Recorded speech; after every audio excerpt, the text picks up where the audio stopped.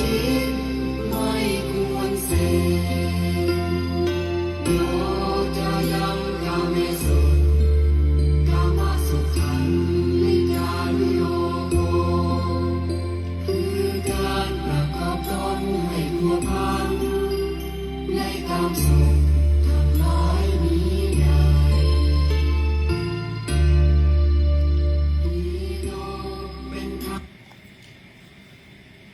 พุทโธเมนาโถ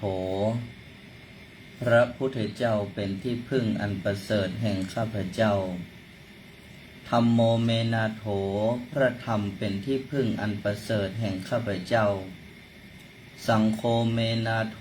พระสงฆ์เป็นที่พึ่งอันประเสริฐแห่งข้าพเจ้าที่พึ่งอื่นของข้าพเจ้านั้นบ่มีพระพุทธพระธรรมพระสงฆ์เป็นที่พึ่งอันประเสริฐแห่งข้าพเจ้าขอความนอบน้อมของข้าพเจ้าจงปรากฏมีแก่พระสัมมาสัมพุทธเจ้าผู้ตรัสรู้ชอบได้โดยพระองค์เองข้าพเจ้าระลึกถึงพระพุทธเจ้ากับทั้งพระธรรมและพระสงฆ์ว่าเป็นที่พึ่งกำจัดภัยได้จริง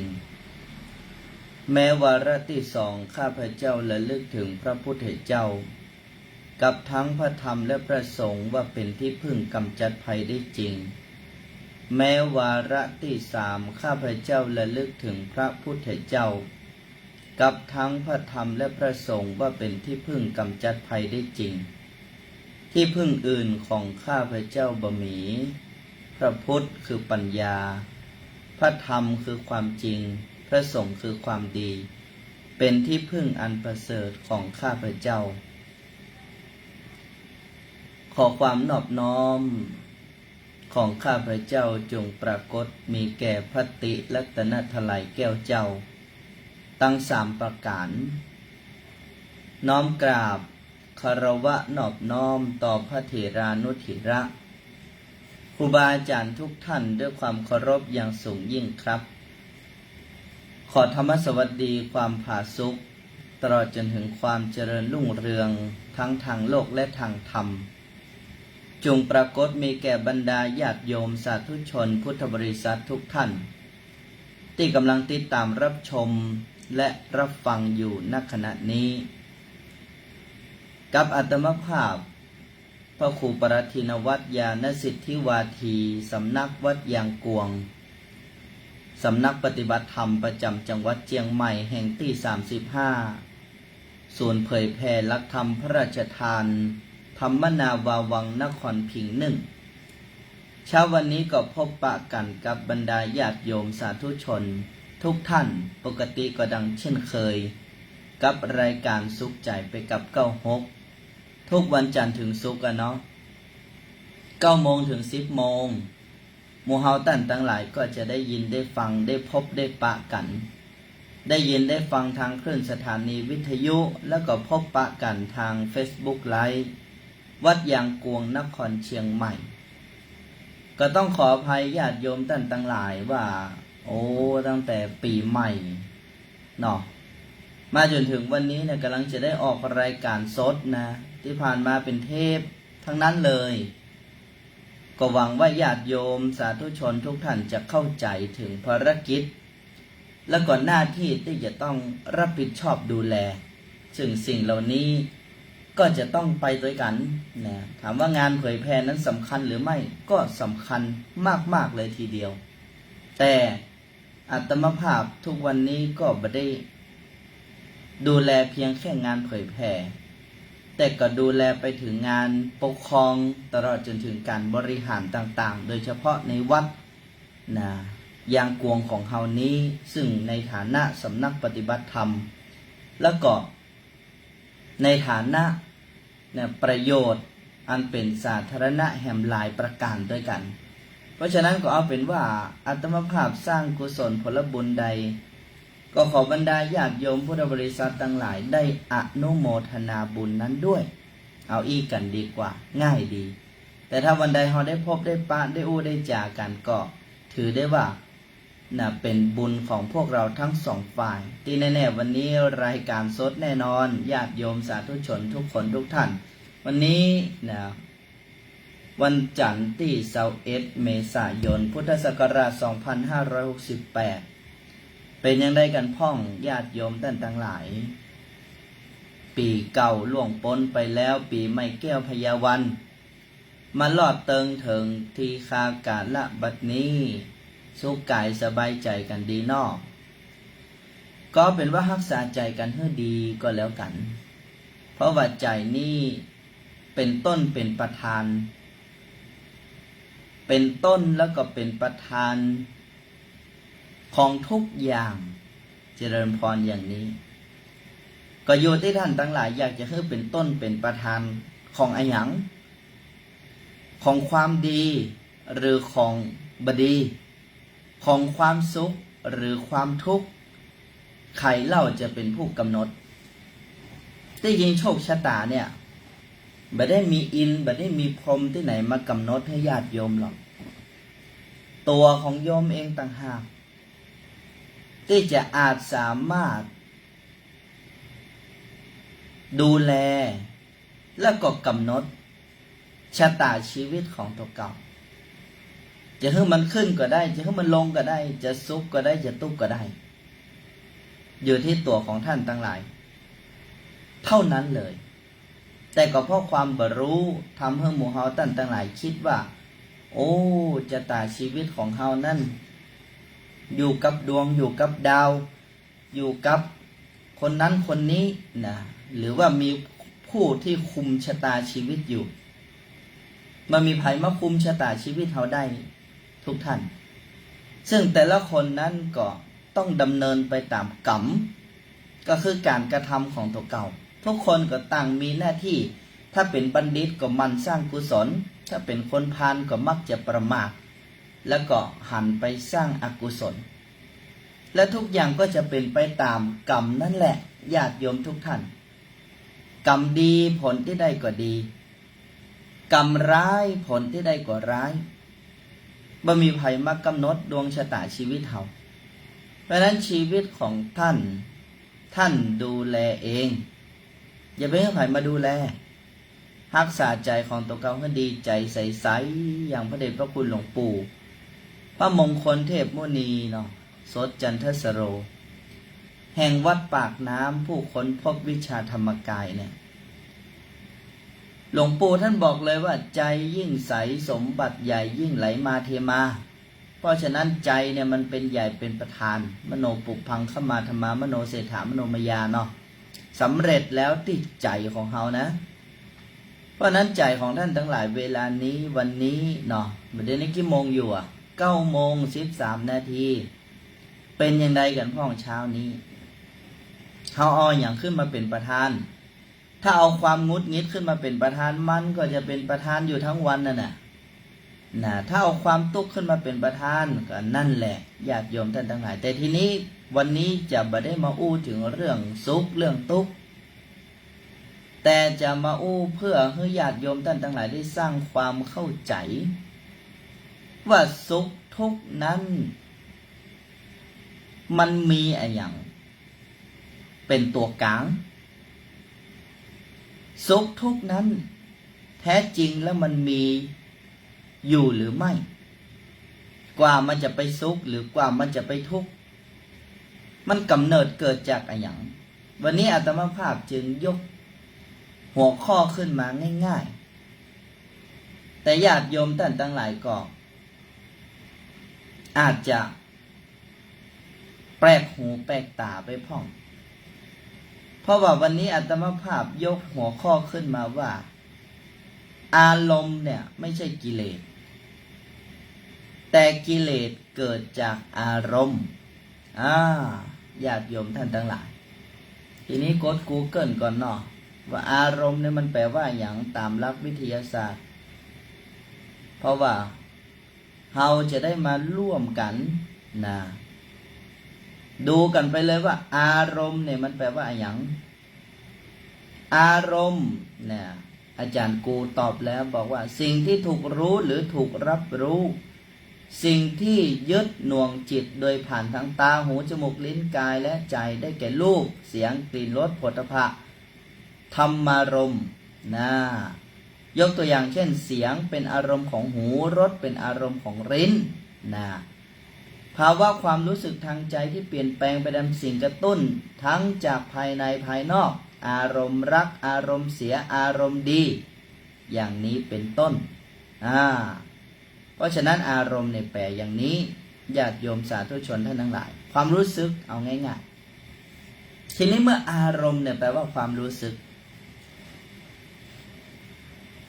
กิเลสเราแปลว่าอย่างญาติโยมจะต้องตีซับสองซับนี้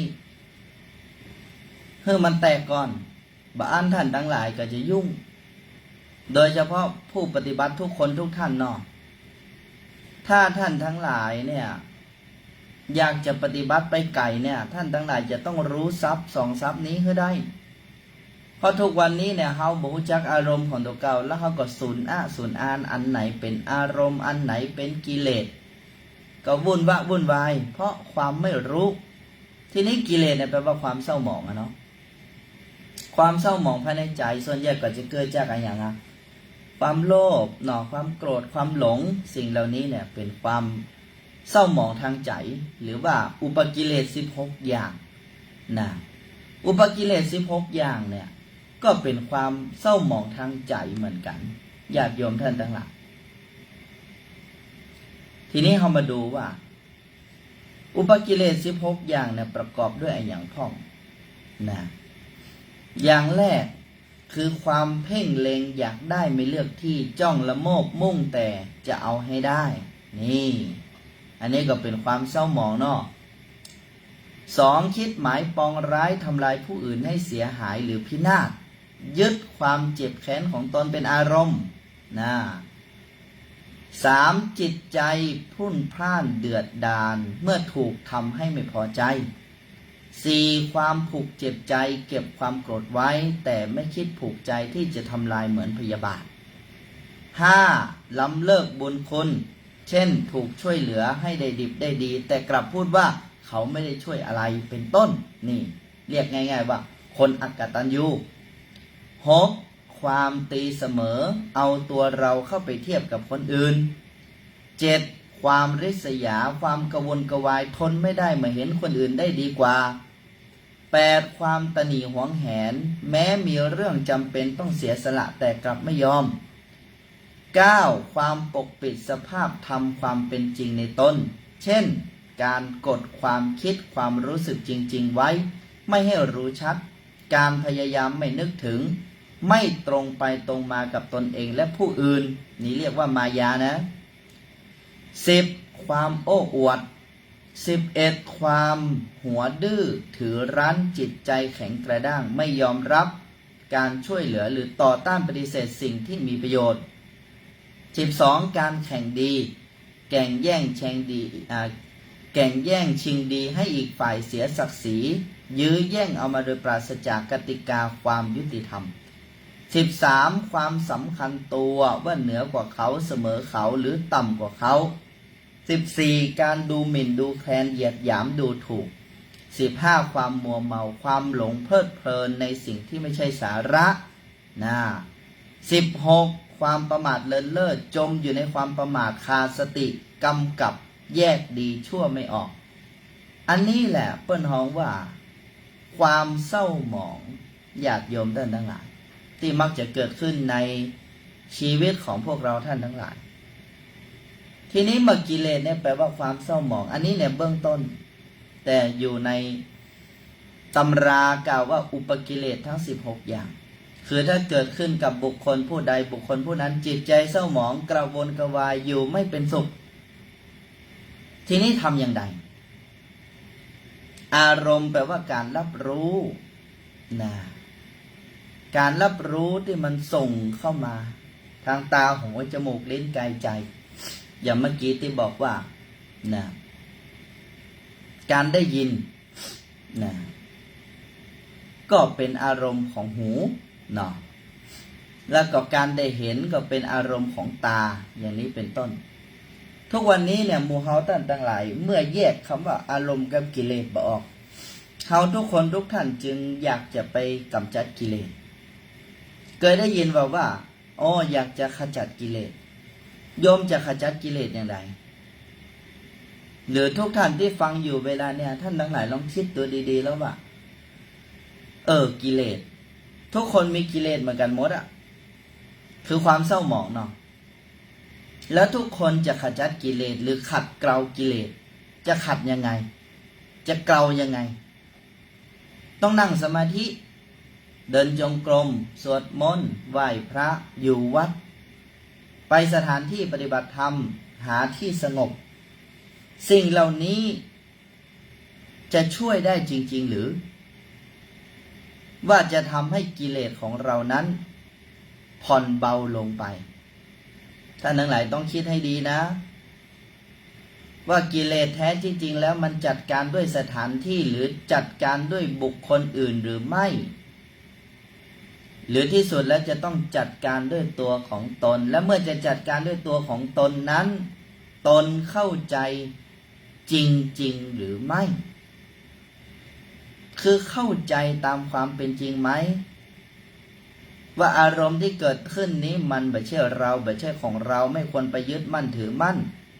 เวลานี้จะสุขก็รู้ว่ามันสุขจะทุกข์ก็รู้ว่ามันทุกข์จะหงุดหงิดงุ่นง่านฟุ้งซ่านรำคาญใจจะโลภโมโทสันโกรธแค้นเครียดแค้นอิจฉาริษยาใครมันก็เป็นเพียงแค่อารมณ์ที่เกิดขึ้นเพียงแค่เราไม่ไปปรุงแต่งต่อไม่ไปเป็นมันแค่นั้นก็จบข่าวแล้วตัดวงจรอุบาทได้แต่ทุกวันนี้มันไม่ใช่พวกเราทุกคนอยากจะไปขจัดกิเลสเพราะเราไม่รู้ว่ากิเลสมันเกิดยังไงเราไม่รู้จักอารมณ์ตัวเองเรายังยึดมั่นถือมั่นในอารมณ์ของตัวเองอยู่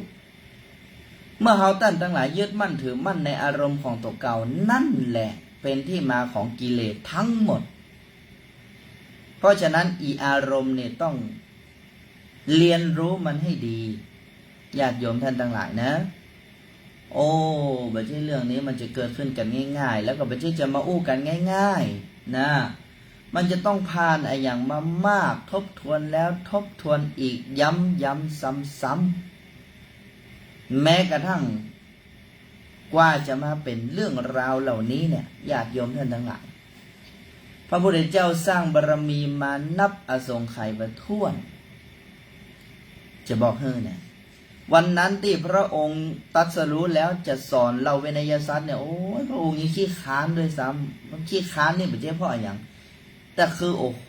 มนุษย์ตั้งหลายเนี่ยคนตั้งหลายตั้งปวงเนี่ยจะมารู้ธรรมอย่างนี้เนี่ยจะรู้ได้หรือจะเป็นไปได้หรือจะเข้าใจหรือญาติโยมทุกท่านเพราะฉะนั้นเมื่อเป็นแบบนี้เนี่ยท้าวสามบดีพรหมจึงมาอาราธนาว่าขอพระองค์จงแสดงธรรมที่พระองค์ตรัสรู้ธรรมและนั่นก็คืออย่างอริยสัจสี่และที่อาตมาภาพกำลังอู้กับพวกเราท่านทั้งหลายอยู่นี่แหละอันนี้แหละอริยสัจสี่ท่านทั้งหลายจะไปเข้าใจเป็นอื่นทำไมจะนี่แหละอริยสัจสี่นี่แหละพูดถึงอารมณ์อริยสัจสี่นี่แหละพูดถึงการทักอารมณ์รู้อารมณ์แล้วก็ไม่ไปเป็นอารมณ์อารมณ์นี่สำคัญนะแต่ตรงวันนี้หมู่เฮาท่านทั้งหลายด้วยความไม่รู้เราไปยึดมั่นถือมั่นในอารมณ์นั้นไม่ว่าอารมณ์นั้นจะเป็นสุขก็ยึดมั่นถือมั่นไม่ว่าอารมณ์นั้นจะเป็นทุกข์ก็ยึดมั่นถือมั่นอย่างเวลาความทุกข์เกิดขึ้นเนี่ยพวกเราท่านทั้งหลายใช้วิธีกดเนี่ยพยายามจะคิดบวกพยายามจะคิดดีนี่มันบ่ได้อย่างนั้นมันเป็นการกดอารมณ์มันบ่หายมันบ่ถ่ายเทแต่มันจะฝังลงไปตั้งลุ่มกลายเป็นอาสวะนี่ญาติโยมท่านทั้งหลายอาสวะกิเลสเนี่ยความเศร้าหมองที่มันอยู่ในก้นบึ้งของหัวใจเรานั้นน่ะส่วนใหญ่เกิดจากการกดทับอารมณ์ของตัวเองกดทับอารมณ์ของตัวเองเพราะเราไม่รู้จักวิธีการปฏิบัติธรรมอย่างที่พระพุทธเจ้าสอนเราไปทำความเข้าใจว่าทุกสิ่งทุกอย่างต้องเก็บกดมันไว้ต้องคิดดีต้องทำดีต้องพูดดีโดยไม่ให้เหตุผลมัน คิดดีทำดีพูดดีแบบงมงาย อย่างนี้จะเป็นอันตรายต่อชีวิต เพราะอะไรเพราะวันหนึ่งตัวเองนั่นแหละจะเลิกศรัทธาตัวเอง ตัวเองนั่นแหละจะเลิกศรัทธาจากความดีอาตมาภาพผ่านมาเยอะมากคนที่เลิกศรัทธาความดี คือไม่ศรัทธาความดีอีกต่อไป เพราะความดีนั้นไม่ส่งผลอะไรกับชีวิต ยิ่งทำดีชีวิตยิ่งล้มเหลวยิ่งทำดียิ่งมีมารยิ่งทำดียิ่งมีอุปสรรคปัญหา ที่จริงไม่ใช่ทำดีนั้นดีแน่แต่มันถูกที่หรือเปล่าถูกเวลาหรือเปล่าถูกคนหรือเปล่าถูกต้องถูกทำถูกใจหรือเปล่านี่ต่างหากอย่างอีกแค่วันนี้ที่เอาเฮามาอู้กันเรื่องอารมณ์กับกิเลสเนี่ยหลายท่านเนี่ยยังมองไม่ออกด้วยซ้ำว่าอารมณ์คืออะไรกิเลสคืออะไรแต่ก็ไปมองแล้วว่าจะขจัดกิเลสด้วยวิธีไหนท่านทั้งหลายจะขจัดกิเลสจะทุเลาเบาบางกิเลสเนี่ยจะทำความเพียรเนี่ยสัมมาทิฏฐิคือความเห็นถูกจะต้องปรากฏก่อนถ้าสัมมาทิฏฐิไม่ปรากฏเป็นแสงแรกแล้วเนี่ยมันเหมือนกับท่านทั้งหลายจะไปกรุงเทพแต่ท่านทั้งหลายบอกฮู้ว่ากรุงเทพไปตังใดขึ้นรถก็ผิดสายเข้าใจไหมไปได้เหมือนกันก็เสียเวลาหลงต้าหลงตั้งแหมนี่สำคัญมากเพราะนั้นท่านจึงบอกว่าสัมมาทิฏฐิปุพพังขมาโหติสัมมาทิฏฐิเป็นรุ่งอรุณแห่งกุศลทั้งหลายญาติโยมทุกท่านสัมมาทิฏฐิปัญญาอันเห็นชอบเนี่ยคือเห็นอริยสัจเนี่ยกัลยาณมิตรที่สำคัญที่สุดของเราก็คือดวงตาเนาะตาของเฮาเนี่ยคือการเห็นไม่ใช่ตาเนื้อนี่นะหมายถึงการเห็นเนี่ยการเห็นโดยใช้หลักโยนิโสมนสิการคือพิจารณาไตรตรองรอบคอบกอบไปด้วยเหตุด้วยผลสิ่งเหล่านี้ต่างหากญาติโยมท่านทั้งหลายเพราะฉะนั้นสิ่งเหล่านี้จึงเป็นเรื่องที่หมู่เฮาท่านทั้งหลายจะต้องมาเรียนรู้ก่อนที่เราจะทำอะไรนั่งสมาธิเป็นของดีเดินจงกรมเป็นของดีทำความเพียรเป็นของดีสวดมนต์เป็นของดีทำกุศลความดีทั้งหลายเป็นของดีทั้งสิ้นแต่วันนี้ที่มาที่มาแนะพวกเราท่านทั้งหลายก็เพราะว่าอันนี้เนี่ยมันเป็นต้นกำเนิดของกุศลแล้วก็เป็นต้นกำเนิดของความเข้าใจหมู่เฮาท่านทั้งหลายจะได้บ่เสียเวลาในเป้าหมายของหมู่เฮาทุกคนทุกท่านก็เหมือนกันแล้วคือกระทำซึ่งพระนิพพานให้แจ้งเฮาก็ต้องมาแชร์กันว่าแต่ละท่านไปเรียนรู้เนี่ยในสำนักไหนท่านสอนอะไรมาบ้างอันนี้เฮาไม่ได้มาทาบทามเพื่อมาวัดกันหรือว่าเอามาข่มกันว่าอันนี้ดีหรืออันนี้ดีหรืออันนี้บ่ใช่แต่เฮาเอามาแนะกันมาแชร์มาบอกกันเหมือนสมัยนั้นที่พระโมคคัลลานะกับพระสารีบุตรตอนที่ยังไม่ได้บวชหลังจากที่มัวไปแอวไปกินไปเล่นกันอย่างเต็มที่สนุกสนานในชีวิตพอสมควรท่านทั้งสองเป็นผู้มีปัญญาและมีกุศลร่วมกันมานับแต่อดีตชาติก็จึงทำให้คิดได้ว่าการทำแบบนี้อยู่ไปเล่นไปวันๆเนี่ยไม่เกิดประโยชน์กับชีวิตจะไปทำอะไรอย่างให้มันเป็นประโยชน์แก่ชีวิตดีคือต้องไปหาโมกขธรรมคือหนทางแห่งการหลุดพ้นญาติโยมสาธุชนทุกท่านก็เลยแยกย้ายกันไปหาอาจารย์แยกย้ายกันไปหาผู้รู้สุดท้ายเนี่ยเมื่อเจอของดีแล้วเนี่ยโดยพระสารีบุตรเนาะเจอพระอัสสชิเป็นหนึ่งในปัญจวัคคีย์ทั้ง5ผู้ที่ได้ฟังธรรมกันแรกจากพระสัมมาสัมพุทธเจ้า ปัญจวัคคีย์ทั้งห้าทบทวนกันหน่อยมีใครบ้างโกธัญญวัปปะภริยะมหาอนามะอัสสชิเนาะพระอัสสชิเป็นพระมหาเถระเป็นพระอรหันต์ที่งดงามด้วยศีลจริยวัตรประธรรมภาษาลีบุตรนั้นเลื่อมใสศรัทธาจนสุดท้ายไปเจอพระสัมมาสัมพุทธเจ้าก็จึงนำพาพระโมคคัลลานะไปด้วยก็ได้รู้ธรรมได้เห็นธรรมพวกเราท่านทั้งหลายก็เหมือนกัน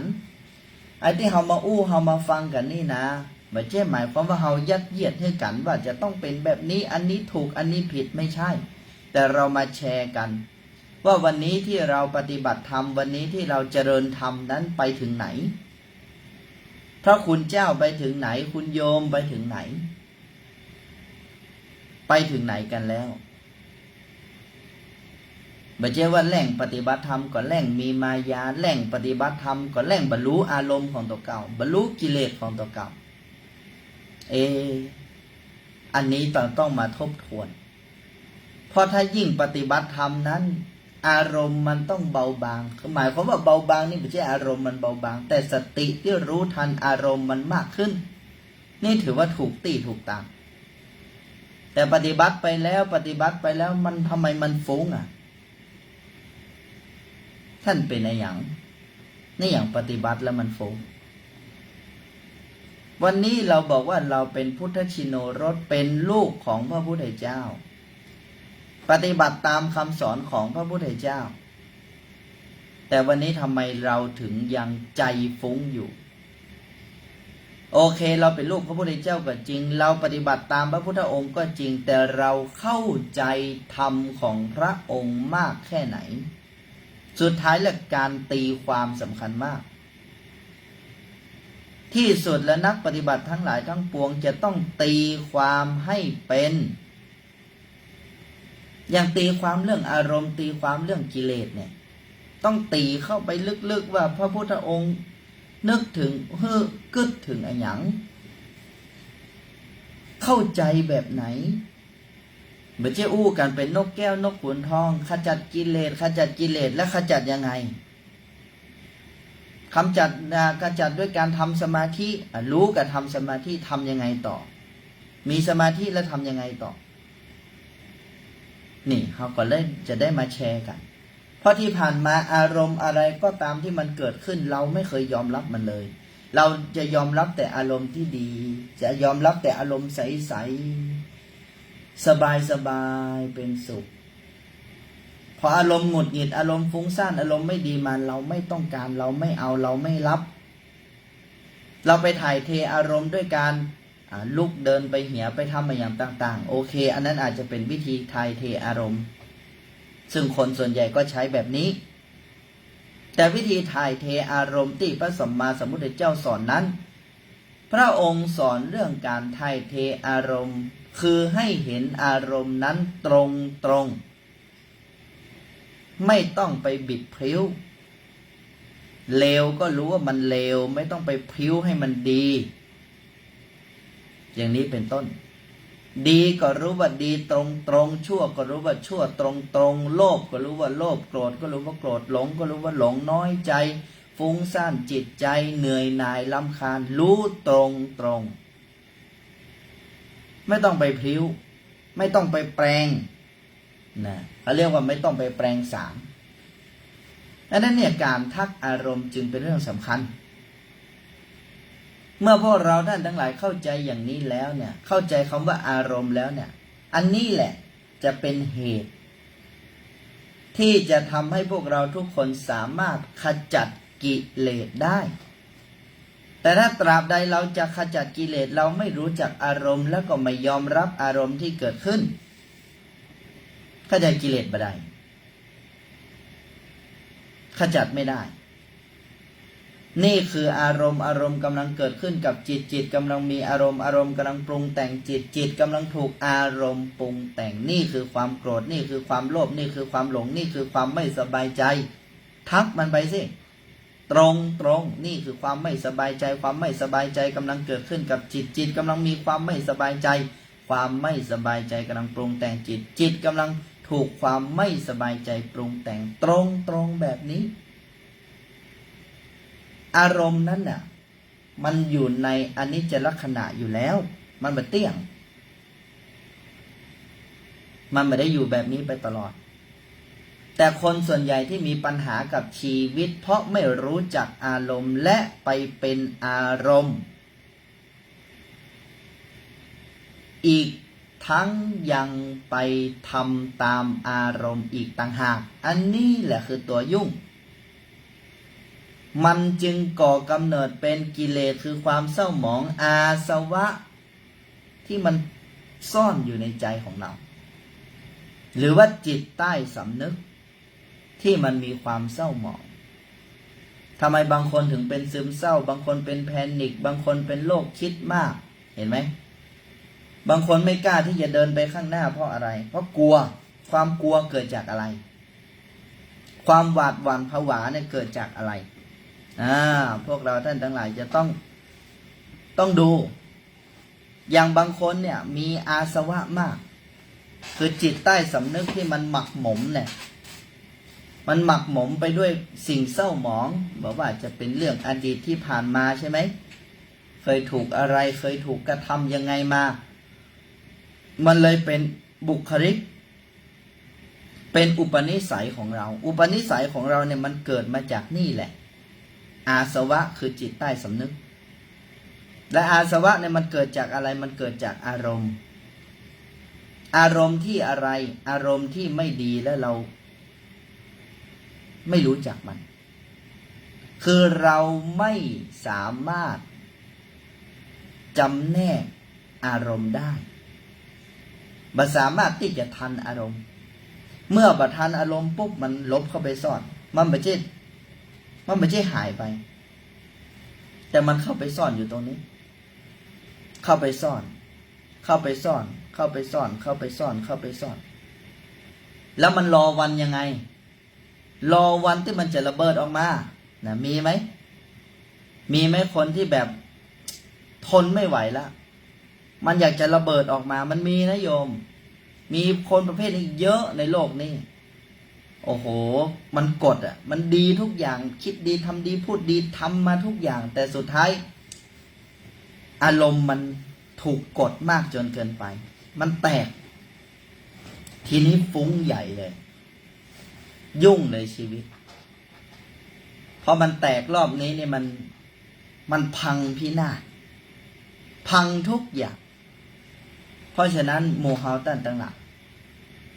จำเป็นอย่างยิ่งที่จะต้องเข้าใจเรื่องนี้ถ้าจะปฏิบัติธรรมให้ได้ผลจะต้องรู้จักอารมณ์ของตัวเองด้วยวิธีการทักอารมณ์ก็ปรากฏว่าเมื่อเรารู้จักอารมณ์และทักอารมณ์ได้ผลที่จะเกิดขึ้นคือเราจะไม่เป็นไปกับอารมณ์และเมื่อมันเป็นอย่างอี้แล้วอกุศลกรรมจะไม่เกิดขึ้นนี่แหละสัพพปาปัสสะอาการนังที่พระพุทธเจ้าบอกให้ละการทำชั่วเนี่ยละด้วยวิธีนี้ละด้วยวิธีนี้ไม่ใช่ไปละด้วยการไม่ทำชั่วก็คือพยายามจะไม่คิดไม่ดีนะพยายามจะไม่ทำไม่ดีพยายามจะไม่พูดไม่ดีไม่ใช่พยายามนั้นสำคัญอยู่แต่ก่อนจะพยายามนั้นจะต้องรู้หมายความว่ารู้ให้ถูกก่อนว่าที่พยายามนั้นเนี่ยเพื่ออะไรเป็นเหตุอะไรเป็นผลอะไรอย่างนี้เป็นต้นเพราะนั้นเรื่องเหล่านี้เป็นเรื่องสำคัญมากบรรดาญาติโยมท่านทั้งหลายที่จริงก็รู้อยู่ว่าสิ่งที่อู้ออกไปนี้เนี่ยมันยากต่อการเข้าใจแต่อาตมาภาพเชื่อว่าญาติโยมหลายท่านที่ฟังอยู่เวลานี้มีปัญญามากโดยเฉพาะหลายท่านปฏิบัติธรรมอยู่และหลายท่านก็กำลังตั้งอกตั้งใจที่จะเพียรพยายามสร้างความเพียรของตัวเก่าพยายามที่จะสร้างความดีแต่ทีนี้วิธีมันก็เป็นเรื่องที่สำคัญคนที่ไปถึงเป้าหมายได้เร็วที่สุดนั้นเป็นเพราะเขาวางแผนว่าเขาจะไปด้วยวิธีใด บอกว่าทางโลกหรือทางธรรมอะเป้าหมายในชีวิตพวกเรามีเหมือนกันหมดแหละแต่วิธีของใครจะเจ๋งมากกว่ากันอันนี้วัดกันตรงนี้แต่ถามว่าวิธีที่พูดไปนี่เป็นวิธีของใครก็ไม่ใช่วิธีของตุฟุกวัดยางกวงแต่เป็นวิธีของพระพุทธเจ้าพระองค์เป็นพระสัพพัญญุตญาณพระองค์ย่อมรู้อย่างแน่แท้ทีเดียวอยู่แล้วว่าวิธีลัดที่สุดเนี่ยอย่างใดเพราะฉะนั้นหมู่เฮาท่านทั้งหลายถ้าอยากจะใช้ชีวิตให้มีความสุขเข้าใจชีวิตนี้ให้มากขึ้นท่านทั้งหลายก็จะต้องเรียนรู้เรื่องเหล่านี้เพราะฉะนั้นตั้งแต่นี้ต่อไปเวลาอารมณ์เกิดขึ้นควรทำยังไงอารมณ์น้อยใจอารมณ์โกรธอารมณ์หงุดหงิดอารมณ์ฟุ้งซ่านรำคาญใจสารพัดอารมณ์ที่มันเกิดขึ้นต่อจากวันนี้ไปถ้ามันเกิดขึ้นกับโยมอย่าไปทำเหมือนเดิมนะโยมอย่าไปกดอารมณ์นั้นไว้โยมอย่าไปเบี่ยงอารมณ์นั้นแต่ให้โยมมองอารมณ์นั้นตรงไปตรงมาไม่ต้องไปปรุงแต่งว่ามันผิดไม่ต้องไปปรุงแต่งว่ามันถูกไม่ต้องไปปรุงแต่งว่ามันดีมันร้ายไม่ต้องไปปรุงมันตรงมันเลวก็รู้ว่ามันเลวมันชั่วก็รู้ว่ามันชั่วมันคิดไม่ดีเนี่ยตอนเนี้ยมันคิดไม่ดีมันริษยามันอิจฉามันเกลียดตรงว่านี่คือความเกลียดกำลังเกิดขึ้นกับจิตกำลังมีความเกลียดกำลังปรุงแต่งจิตกำลังถูกความเกลียดปรุงแต่งตรงแบบนี้ตรงไปตรงมาแต่ที่ผ่านมาเป็นยังไงเราไม่ตรงต่ออารมณ์ของตัวเองพอมันเกลียดเพราะเรารู้ไงว่าเกลียดมันเป็นกิเลสเกลียดเนี่ยมันมาดีเฮาหูเฮาเลยมันเกิดขึ้นอันนี้ฉันอย่าเป็นแบบนี้ฉันห้ามเป็นแบบนี้ฉันจะไม่เกลียดฉันจะไม่คิดแบบนี้ก็เลยเบี่ยงอารมณ์ของตัวเองไปเสวยอารมณ์อื่นทั้งที่ปัจจุบันนี้อารมณ์นี้มันกำลังเป็นของมันอยู่อันนี้แหละท่านทั้งหลายจะนำอารมณ์บดีนั้นน่ะเข้าไปเป็นจิตใต้สำนึกของตัวเองโดยไม่รู้ตัวแล้วมันร้ายกาจมากย้อนมาเมื่อตะกี้ที่บอกว่าโมเฮาญาติโยมท่านทั้งหลายที่วีนแตกเนี่ยที่ทำความดีมาแล้วมันไม่ได้ดีอย่างใจหวังเนี่ยแล้วบางคนฟิลแตกเนี่ยนะมันอดบ่ได้เนี่ยเพราะเขาเก็บกดอารมณ์นั้นบางคนเนี่ยสูญสิ้นศรัทธาจากการทำความดีเลยไม่ศรัทธาการทำความดีอีกต่อไปเพราะอะไรอย่างเพราะตัวเก่าทำวิธีบรรทุกที่จริงการทำความดีเนี่ยมันดีอยู่แล้วแต่ต้องทำให้มันถูกวิธีต้องเข้าใจเรื่องนี้แล้วเรื่องมูลนี้มันจะไปเกี่ยวกันอย่างไรนี่อย่างเปิ้นบอกอู้กันนะแต่ก่อนนี่อย่างเปิ้นเฮารักษาศีลนี่อย่างเปิ้นเฮาทำความดีมันก็ถูกแล้วรักษาศีลทำความดีแต่ท่านทั้งหลายจะทำความดีจะรักษาศีลโดยที่ท่านบอกฮู้ว่ากระบวนการเริ่มต้นของการจะทำความดีหรือกุศลทั้งปวงมันเกิดจากสัมมาทิฏฐิเนี่ยถ้าท่านทั้งหลายบอกฮู้เรื่องนี้เนี่ยท่านทำความดีไปบัดตลอดรอดฟังล้อเชื่อกะอาตมาภาพนี่คนหนึ่งนะศีลนักเลยโยมก่อน227ข้อมันก็ตายแล้วก็ประเดี๋ยวเนี่ยอย่างก็ไม่ได้สักอย่างนะท่าน227ข้อนะอย่าบอกแค่ศีล5โยมก็อดควรอยู่ขนาดแล้วมันห้ามกินเหล้าโยมก็จะตายลงแดงอยู่ท่านแล้วแม่งก็อันนี้227ข้ออันนั้นก็ผิดอันนี้ก็ผิดอันนี้ก็ผิดอันนั้นก็ผิดโยมอย่างตุเจ้าก็มรณภาพแต่หมดแล้วก็มันไม่ได้หมายความว่าศีลนั้นเนี่ยจะมาเป็นเครื่องกดเครื่องทับไม่ใช่แต่ที่เปิ้นรักษาศีลนะเปิ้นเข้าใจในองค์ศีลเปิ้นมีสัมมาทิฏฐิความเห็นถูกและศีลเนี่ยมันเป็นไปโดยอัตโนมัติมันเป็นกรอบที่ทำไปโดยอัตโนมัติเป็นธรรมเนียมเป็นวิธีปฏิบัติที่จะปฏิบัติอยู่แล้วในบุคคลผู้มีสัมมาทิฏฐิ จะยกตัวอย่างอย่างใดดีให้มันง่ายเอาใดดีเหมือนตอนนี้โยมทำงานอยู่อ่ะแล้วโยมทำงานด้วยความบ่รู้ว่าโยมทำงานไปเพื่ออะไรอย่างโยมก็ทุกข์นะเพราะโยมเหนื่อยมากกับการทำงานเพราะโยมมีเป้าหมายในชีวิตโยมบอกว่าตัวเราต้องทำงานเพื่ออะไรอย่างที่ทำอยู่ตรงวันเนี่ยงกในทำเพื่ออะไรอย่างก็บอกฮู้เหมือนกันและโยมก็นั่งทำงานอยู่ในเวลานี้โยมฮู้ก็ว่าอารมณ์แบบเนี่ยมันจะทำให้โยมเนี่ยหมดอะไรตายอยากทุกอย่างเนี่ยมันจะเหนื่อยหนักกว่าเดิมหลายเท่าต่างกันกับคนที่รู้เป้าหมายในชีวิตว่าที่ทำงานอยู่เวลานี้เนี่ยเพื่ออะไรอย่างเปิ้นรู้เป้าหมายของตัวเก้าเปิ้นมีโยนิโสมนสิการเปิ้นจำแนกแยกแยะได้ด้วยเหตุด้วยผลเปิ้นศรัทธาในการกระทำเปิ้นศรัทธาในเหตุศรัทธาในผลเปิ้นรู้เหตุรู้ผลรู้ว่าสิ่งนี้ทำแล้วผลจะเป็นอย่างไรเปิ้นจึงมีกำลังใจที่จะทำมันลงไปเหมือนคนรักษาศีลเนี่ยไม่ใช่รักษาแบบงมงายงกทำไป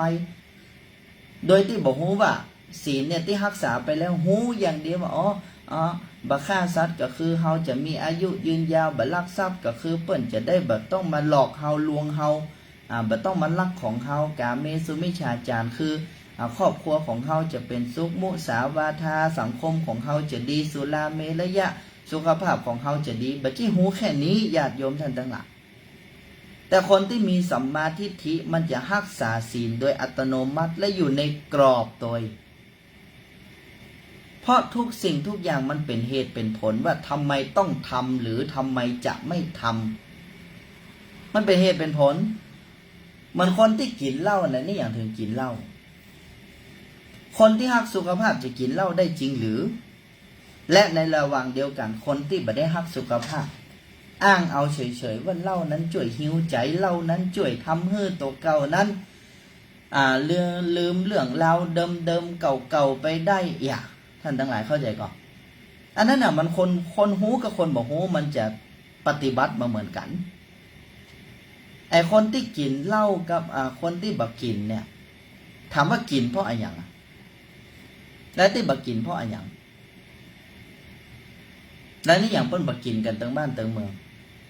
มันต้องวันเหล้าสูบบุหรี่เหมือนกันหรือแม้กระทั่งสิ่งบดีสิ่งเสพติดเนี่ยบางคนทำไมกินทำไมพึ่งและบางคนทำไมถึงบ่ไปพึ่ง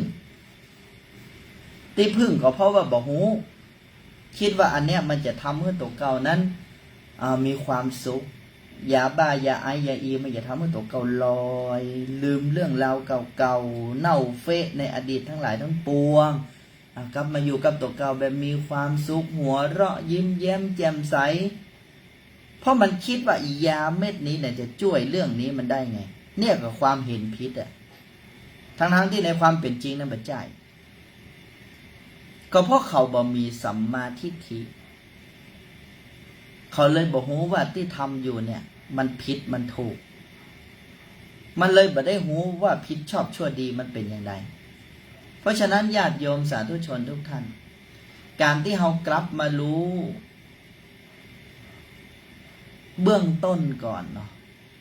คือสัมมาทิฏฐิเนี่ยเป็นที่จริงแล้วเป็นเรื่องเบื้องต้นของทุกอย่างเป็นแสงแรกของกุศลทั้งหลายทั้งปวงแต่ตรงวันนี้สังคมไทยของเรานั้นด้วยความที่บ้านเมืองเราเป็นอริยะเนาะอริยชนเพิ่งเกิดขึ้นมาก่อนจึงมีอริยประเพณีหลายอย่างแต่ก็ปรากฏว่าคุณธรรมของคนในยุคปัจจุบันหรือว่าคนยุคใหม่เนี่ยมันบางทีมันบัดตันกันเมื่อมันบัดตันเขาก็เลยบอกฮู้ว่ามันเป็นอย่างไรที่จริงการรักษาศีลการ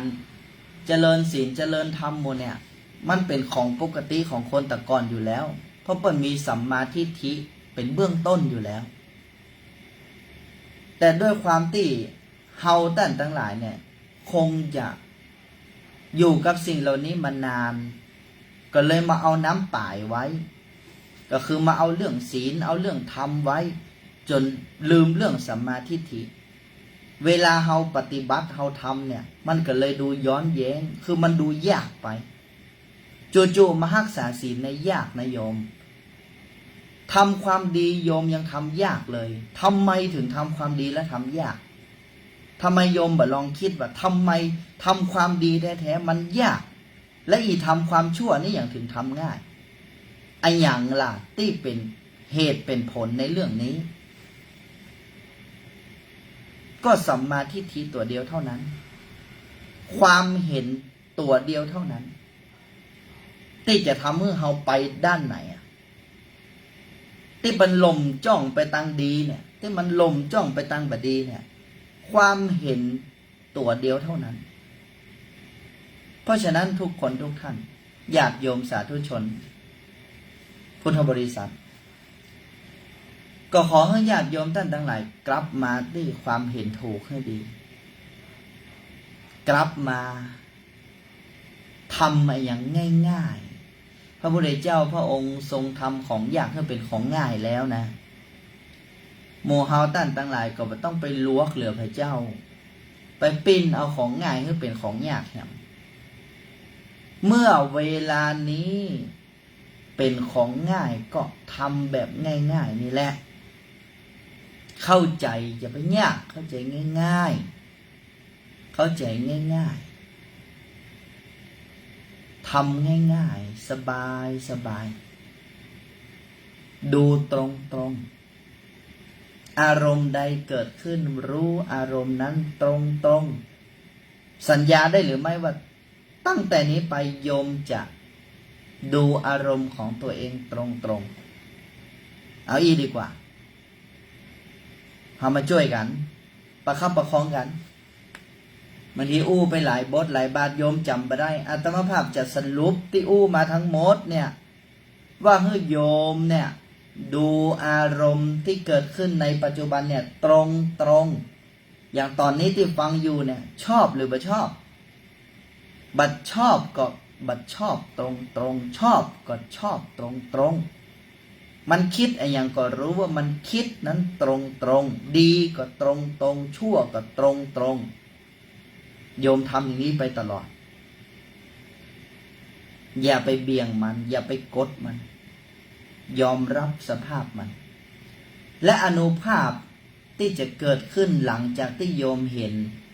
อะไรอย่างตรงแบบนี้โยมจะมีสติรู้ทันอารมณ์ได้เร็วขึ้นนี่แหละเป็นต้นกำเนิดของมรรคผลนิพพานของความสุขเอาละวันนี้โยมอาจจะบ่เข้าใจมากสักเท่าใดเรื่องมรรคผลนิพพานก็เอาเป็นว่าโยมจะมีความสุขได้ในปัจจุบันอาตมาภาพคอนเฟิร์ม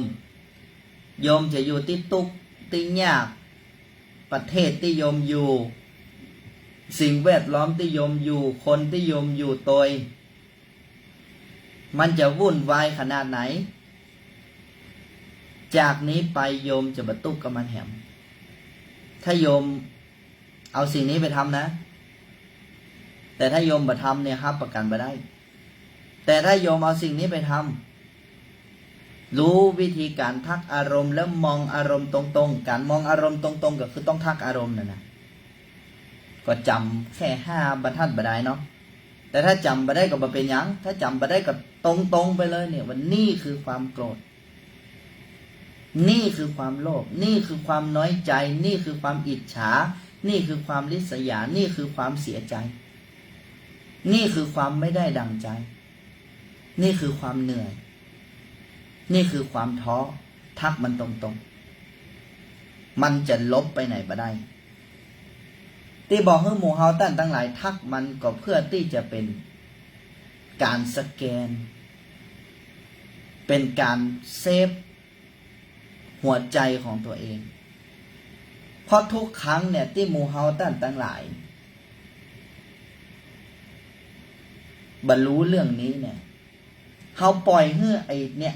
อารมณ์มูเนี่ยเล็กๆน้อยๆมันเนี่ยมันเล็กๆน้อยๆก็จริงแต่มันหยอดลงไปทุกวันมันไปค้างอยู่ในนี้อยู่ในชั้นของอาสวะมันไปค้างอยู่ในชั้นของจิตใต้สำนึกของเขา เพราะนั้นเมื่อมันไปค้างอยู่ชั้นจิตใต้สำนึกเนี่ยเอาแล้วยุ่งแล้วยุ่งเพราะอะไรอย่างมันจะเป็นบุคลิกทุกอย่างของโยมมันจะเป็นนิสัยของโยมการคิดการทำการพูดของโยมจากที่ดีจะเปลี่ยนไปที่มันเปลี่ยนไปในทางบดีนั่นบัดเจต้องโทษไขมันอยู่หั่นมันอยู่นี่ฉะนั้นต้องถ่ายเทมันออกมาต้องถ่ายเทอาสวะมันออกมาโดยวิธีไหนโหมันไม่กดมันจะปุ่งขึ้นมาเรื่อยๆเนอะวันนี้เนี่ยช่วงนี้ยิ่งอากาศร้อนๆเนี่ยนายโยมมันจะงดงิดงุ่นง่านมันมาม่วนมันจะมาหมดเลยไอ้อย่างได้ดังใจไม่ได้ดังใจมันจะออกมาโยมปล่อยมันเลยปล่อยมันแต่ปล่อยด้วยวิธีการรู้มันไม่ต้องไปกดมันช่วงนี้โยมอาจจะแปลงหน้ามางามสักเท่าใดบ่เป็นหยังแต่ถ้าโยมอยู่ในสังคมมากๆโยมก็ต้องลบหน่อยคือโยมน่าจะต้องลบกายของเราแต่ไม่ลบใจนะแต่โดยสังคมเราเนี่ยเขาจะไปทำกิริยาอย่างนั้นบ่ได้เสียบุคลิกภาพใช้วิธีการหลบกายแต่ไม่หลบใจถ่ายเทมันออกมาทั้งหมดตราบใดที่มันยังอยู่ตรงนี้มันจะบังคับหน้าเฮาตาเฮาหูเฮาร่างกายของเฮาบุคลิกของโยมที่เสียทุกวันเนี่ยมันไม่ใช่เพราะอย่างอารมณ์ของโยมนั่นแหละเนี่ยหูกันง่ายๆเพราะฉะนั้นวิธีเนี่ยอันนี้นี่แหละวิธีเพราะฉะนั้นจึงสรุปให้ญาติโยมท่านทั้งหลายว่าอารมณ์ไม่ใช่กิเลสนะแต่กิเลสเกิดจากอารมณ์ถ้าคุมอารมณ์เห็นอารมณ์วางอารมณ์ได้นั่นแหละบรมสุขฉะนั้นวิธีการก็ไม่ยากนะถ้าตั้งใจทำเนาะก็ให้กำลังใจกันไปกับญาติโยมสาธุชนทุกท่านก็ถือว่าเป็นยาดีก็เมื่อฮักกันห่วงกันก็ต้องให้ของดีกันน่ะพ่อแม่ศรัทธาญาติโยมทั้งหลายอันนี้ก็ปีใหม่มาแล้วมันมีของดีอย่างที่จะประเสริฐยิ่งไปกว่าน้ำธรรมของพระเจ้าหรอกญาติโยมทุกท่านแต่ถ้าท่านทั้งหลายทำมันบัดจริงอ่ะผลมันเกิดขึ้นมาได้นะเพราะนั้นขอให้ทำกันจริงๆจึงขออนุโมทนากับญาติโยมสาธุชนทุกท่านแล้วก็ขอให้กำลังใจเนาะ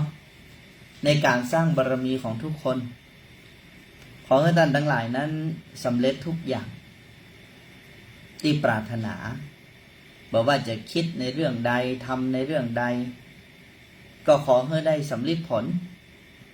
อย่าลืมระลึกพระรัตนตรัยนะเป็นของดีมาก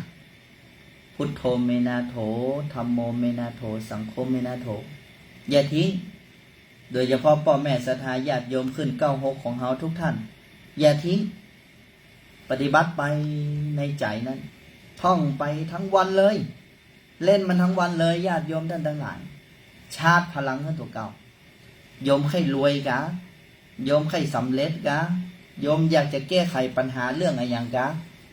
โยมต้องมีของดีก่อนและของดีนั้นไม่ใช่ใครสิ่งศักดิ์สิทธิ์คือจิตที่บริสุทธิ์จิตที่มีพระรัตนตรัยอยู่ในหัวใจของโยมนั่นแหละคือสิ่งศักดิ์สิทธิ์มีอานุภาพมหาศาลโยมจะรวยทันหูทันตาเลยทีเดียว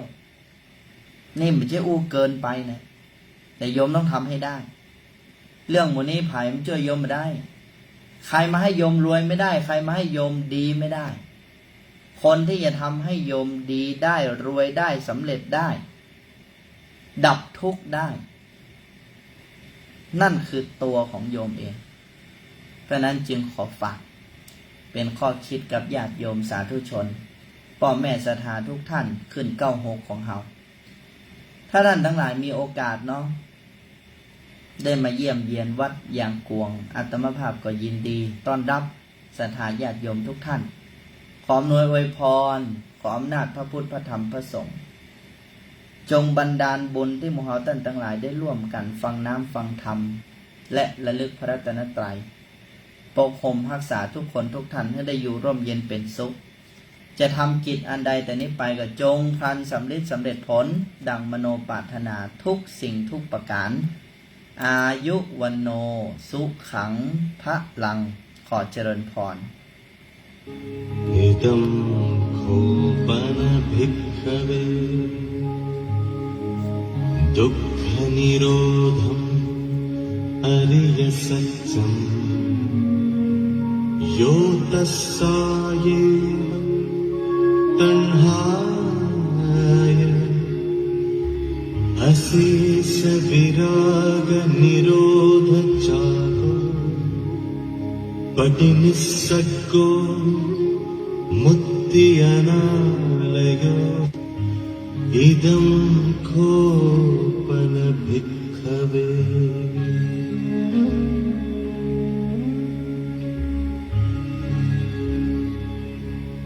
इदं